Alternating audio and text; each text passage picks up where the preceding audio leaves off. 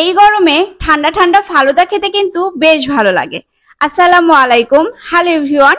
আজকে আপনাদের একদম সহজ পদ্ধতিতে ফালুদা রেসিপি তৈরি করে দেখাবো। তো আর কথা না বাড়িয়ে চলুন রেসিপিটা শুরু করে দিই। Let's start.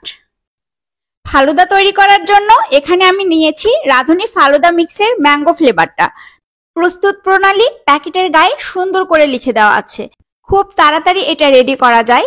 তো এবার আমরা প্যাকেটটা খুলে দেখব যে এর ভিতরে কি কি আছে। তো এই যে দেখতেই পাচ্ছেন এখানে কিন্তু ফালুদা মিক্স আছে একটা, আর দুইটা জেলি মিক্স আছে। তো এটা কিন্তু গ্রিন কালার এবং হচ্ছে রেড কালার, পুরোপুরি রেড না, একটু পিঙ্কিশ টাইপের কালার। তো এটাকে আমরা পরে আরেকটু কালার করে নিব। তো পুরো ভিডিওটা দেখুন। ফার্স্টে আমি এখানে 1 কেজি দুধ হচ্ছে জাল করে নিচ্ছি। আমরা একটা ফালুদা মিক্সের জন্য 1 কেজি হচ্ছে দুধ দিয়ে এটা করব।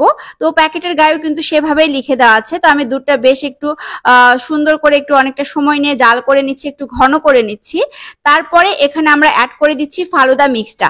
এটা কিন্তু খুব সুন্দর একটা ম্যাঙ্গো ফ্লেভারের, একদম দেখে মনে হচ্ছে দুধে যেরকম আম দিয়ে খাওয়া হয় ঠিক সেরকম একটা কালার চলে আসছে।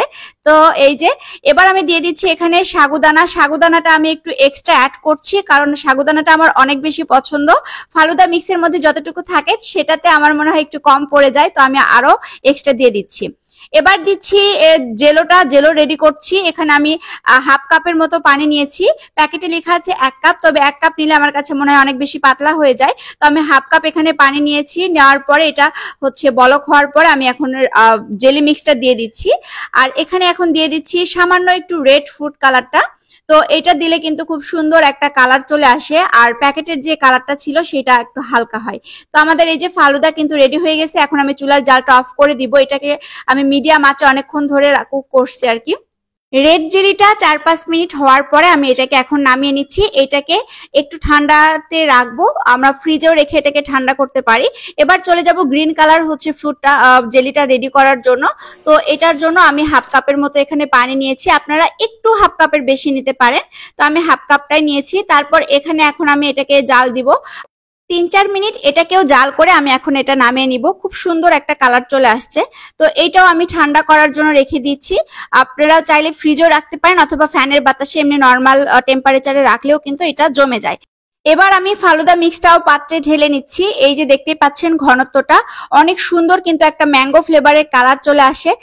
এটার সেন্টটাও আমার কাছে অনেক ভালো লাগে, আর আমার কাছে ভ্যানিলার চেয়ে ম্যাঙ্গোটা অনেক বেশি মজা লাগে। তো যাই হোক, এটা যার যার হচ্ছে ব্যাপার। এই যে দেখতে পাচ্ছেন এরকম একটা ঘনত্ব থাকবে। এটা কিন্তু পরে আরো একটু ঘন হতে পারে কারণ যেহেতু এখানে সাগুদানা এক্সট্রা অ্যাড করা আছে।